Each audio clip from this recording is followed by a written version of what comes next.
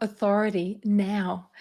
How do you do that? Well, your authority is in your identity. We've just come off 3 days of a workshop that's talking about prophesying your year for 2025. 2025 is the year to thrive, not merely survive. I would actually say every year is the year for you to thrive in the kingdom of heaven, because that's the Father's heart. But how do you discover your personal authority in Jesus Christ? I would actually say it's been staring in your face the whole time. Your authority is in your identity. What do I mean by that? What I mean is that your personal sphere of influence that you're actually called to will give you a special authority for you to have an accelerated impact. So it's not just finding your sphere of influence, though, it's actually finding out who you are in the kingdom of heaven, because who you are in the kingdom of heaven will indicate what it is that you are actually called to do. All right, so we come back. God is all about your personal identity. And we can see that in the areas where the enemy has been attacking, can't we? All this identity theft that's been going on. Identity is critical and central to everything that we do in the kingdom, because if we're not stepping out from identity first, then we are going to be striving. But how is it that I could say to you that your identity is staring you in the face? It is literally as close as your hand is to you, because the kingdom of heaven is at hand. So what I wanted to encourage you about, I'm going to tell you a story, and then I'm going to point out the truth that I suddenly discovered as I had a conversation with a dear friend that I've known since I was 4 years old. She was someone that I used to learn the violin from, the same teacher, many years ago. And I can remember her getting on the phone, it was about 18 months ago, with me, and her saying to me, "Gosh, Beth, I'm so frustrated." Now, she was on the board of many different schools. Well, actually, no, on one school, but on other boards as well. And she used to say to me, "I'm so frustrated. It is so obvious. Why can't they see what it is that they need to do?" And it's like I just suddenly realized, it was like I knew that I knew. So that's me exercising my prophetic gift. God just dropped it into me like I knew that I knew. And I said to her, "You know what, my friend, you don't realize, but what you're talking about is not obvious to everybody. It's obvious to you because this is how you function within the kingdom. This is your kingdom gift. This is what you bring to the table as a Christian." And she said to me, "What do you mean? Not everybody can see what I see?" And I said, "You have got a refined strategic mind. You just know what needs to be done. You can look at a set of circumstances and you could just know that you know." She functions in the realm of perception, perceiving, in terms of her prophetic gift. Now, she comes out of a very traditional church. So I didn't frame it that way. I just said, that skill that you have, that thing that comes so naturally to you, that is actually a spiritual gift that God has hardwired you with. And that is what you bring to the table as a believer, whether you show your hand, within the boardroom setting and say, "Well, I understand this because I'm a Christian," or you are doing covert ministry. Regardless, God wants to get his strategic solutions into the education realm in that situation, but into the earth, whether it's covertly or overtly. The bottom line is that what she started to realize as I started to talk to her is I would say to her, "You know what, my friend, this is not obvious to us all. You have a special strategic gift. It's a prophetic gift that you function in. You can just know that you know that you know what it is that you need to do in a set of circumstances.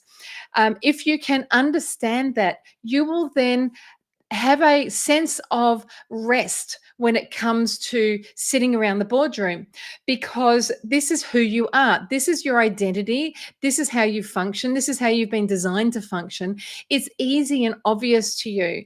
But then what you need to understand is that when you sit around the boardroom in that situation, you need to be taking people on the journey about getting from A to B, what it is that the solution is B, but they're in point A, you need to help them strategize and see why it is that you can see so clearly what it is that they need to do.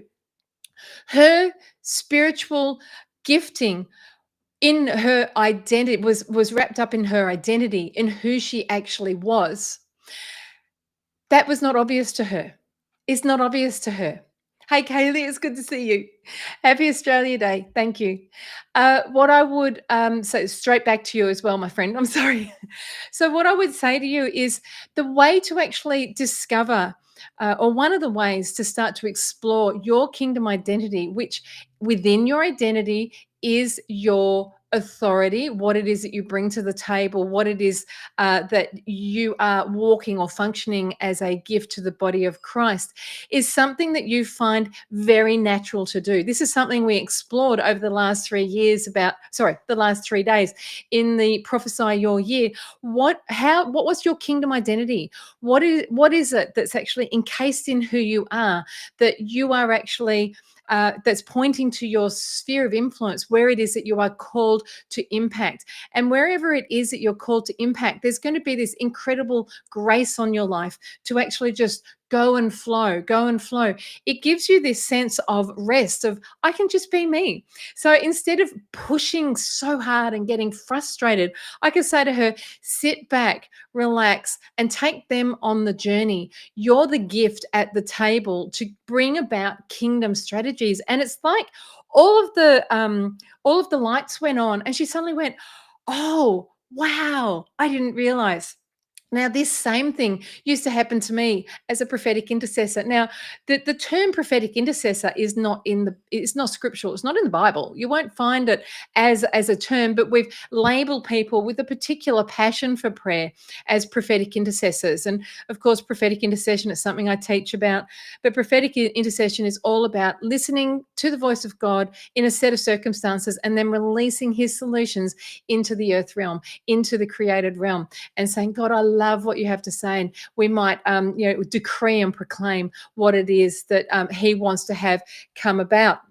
So, what used to happen for me is I could see the problems in every single environment that I went into. I could identify the issues that were in that particular realm so clearly, and I couldn't understand why nobody else could see it. It's because it's part of who I was. I could clearly see that there were certain things that needed to be fixed. Now, that is again, it's a gift of discernment, it's a gift of prophecy, and I learned to exercise that instead of grumbling and complaining to God and to others and, gossiping and carrying on. I held my tongue and I started to learn. What do you want me to say about this? How do you want me to pray this, Lord? And I would then release his strategies, release his heart. It was partly who I was as part of the authority that I functioned in within the kingdom of heaven. Now, God actually gave me, I woke up late November last year. I woke up in the middle of the night. It was about 4 o'clock in the morning. All of a sudden, I heard three phrases. The first one was govern ourselves, govern yourself. The second one was grow our authority. The third one was establish the kingdom. And when I asked God about that, I actually got up in the middle of the night and I wrote it out on a yellow sticky tab, because you forget what it is that God is saying in the middle of the night. You're not really with it. So I got up, I wrote it down, and I said to God, what is it about this? What are you trying to tell me? And he said, we need to learn how to govern ourselves first. My friend had to discover how to govern herself in that boardroom situation first and foremost. Hey, Sarah, it's so good to see you. So, first and foremost, she had to learn how to govern herself. She then had to recognize what gift it was that she was bringing to the table, who she was in the kingdom of heaven. In so doing, she would then grow in her authority because God could trust her with greater power and authority once she knew how to govern herself, instead of her getting frustrated and spitting chips all over the place, so to speak. Same with me. I had to learn to govern myself first and foremost with that prophetic insight, with that discernment gift. I then had to learn how to hold it and seek God's heart for the solutions for what it was that was going on. And then as we do so, as we cooperate with God, we then start to establish the kingdom. Now, Ed, you're asking, how do you learn discernment?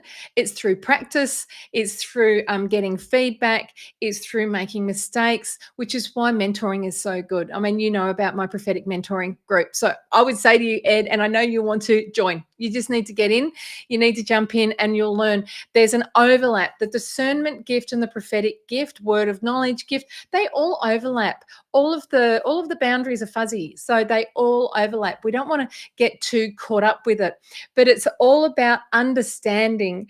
It's all about understanding what it is that God is saying and what we are meant to be doing with what it is that we are discerning. It's about the kingdom of heaven being established. And that was the third point that God said to me: establish the kingdom.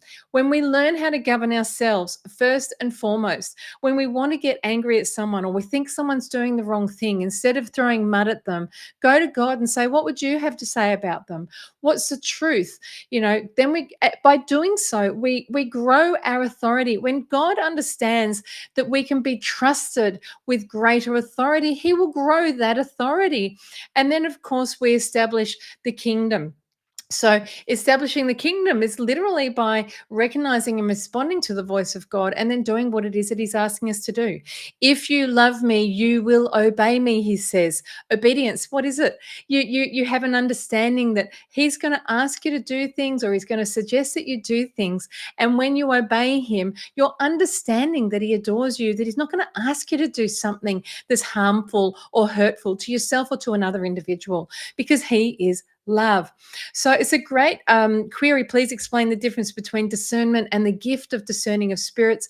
Again, it's the gift of discernment and the gift of discerning of spirits. It's the same gift. It's the gift of discerning of spirits. Is it something that's evil that's impacting someone? Is it their own spirit, their own motivation? Is it the angelic realm? Is it the kingdom? You start to recognize it again by practice.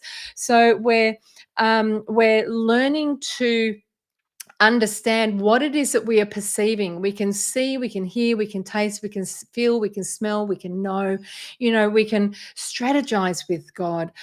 We can get so good at this that we just respond nearly instantly. He gives you a plan and a purpose. Someone was emailing me yesterday about this, and they're like, you talked a lot about hearing. I just get plans and, basically strategies from God. That is a form of hearing from God.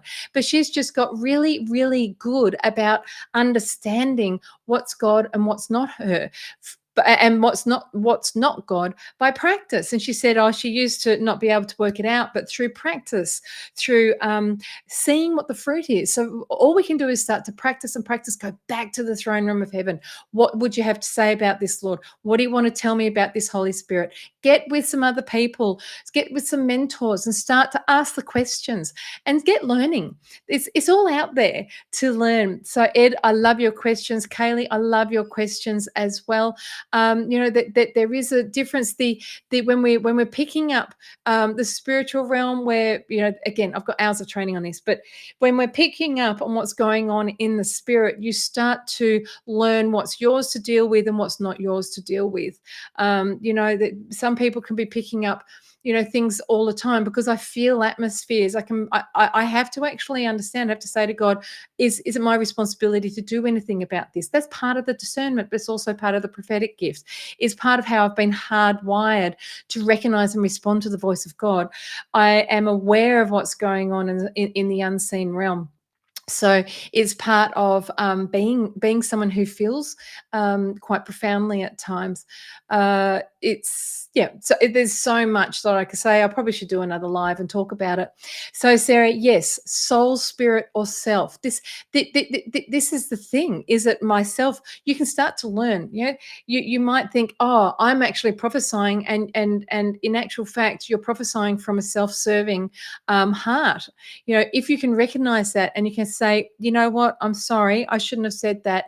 I think you should do this, but I'm actually going to benefit from this. so I need to pull back. You need to be disclosing all the time what's you and what you think God is saying. And you get better at doing that as you practice.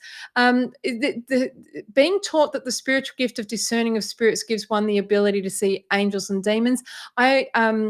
Yes, I understand why someone would say that, Kaylee, but there are some people who cannot discern well, but they're seeing all the time. So there are some people that are actually born with the gift of seeing in the spiritual realm, and they're seeing stuff all the time.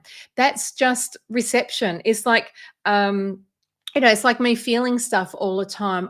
You develop the gift of discernment by recognizing what it is, where the source is coming from, what the motivation is behind it. So someone who actually sees angels and demons and things like that, I would say, yep, that's just a raw ability. So there are some people who develop that aspect, the seeing aspect. Then there are other people who are just born with it. The same way I'm just born with a heightened sensitivity to things, so I can feel things that are a little bit, odd. So someone who has a profound gift of seeing in the spirit, they need to learn how to govern that gift. So the gift does not, and the other thing I want to say here, and again, I get really feisty about this in some of my teaching and mentoring, because people gather around people with profound seeing gifts and think that somehow they're more mature. They're not. They've just got a really good gift. Just like I am a gifted musician. If I don't learn how to develop and practice that gift of violin playing, I will just have this musical gift that is not developed into maturity. There's a maturation process. So the gift of, or the sometimes just the literal being born with a gift of being able to see in the spirit realm is just a very immature person who is saying, I can see this and I can see that. The prophetic gift, or it becomes that sort of thing, becomes a gift when you actually take what you're seeing to God, ask Him, what is it that I should be doing with what I'm seeing? I need to understand what it is that I'm seeing. What do you have to say about it? Is it my responsibility to do anything with it? And then respond.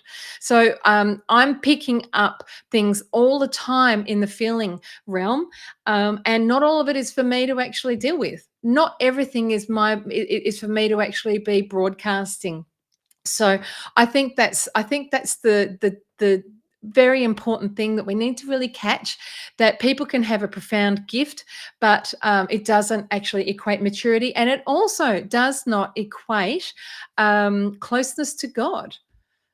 Just having, it's just like, it's just a gift. It's just how they function, which explains why people who get into that whole psychic realm and all of that new age stuff, they have a gift. They're just exercising it in a different realm, different source. So if you imagine that you've got a what do you call it? The oh, when someone's broadcasting and you've got the reception plate, the antenna, you can point the antenna in different ways. You've got an ability to pick up all sorts of different waves, air waves, and it's dependent on where you're pointing that thing as to what it is that you're going to be picking up on. So this is all part of the prophetic mentoring that I do, and this is where some of the discussions went in the VIP with the Prophesy Your Year as well, because people are so hungry to understand. It's about refinement, it's about developing. I think it's Hebrews 5:14.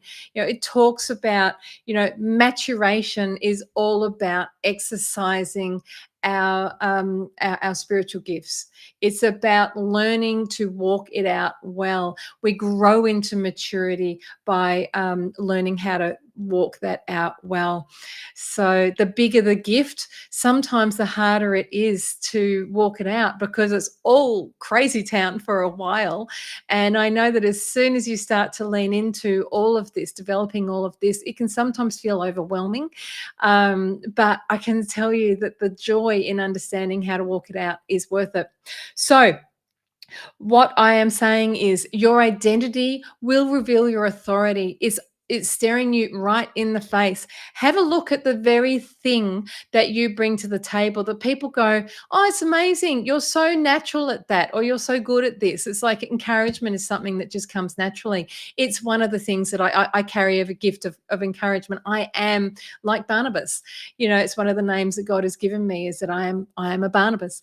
So it's very much about understanding that we've been born with some beautiful gifts that are so uh, they're so everyday to us that we can't see that it's actually our identity, which is then pointing to our authority. We will grow our authority once we start to recognize who it is that we are, what it is that who it is that we've been created to be in the kingdom, and what it is that we've been called to walk out.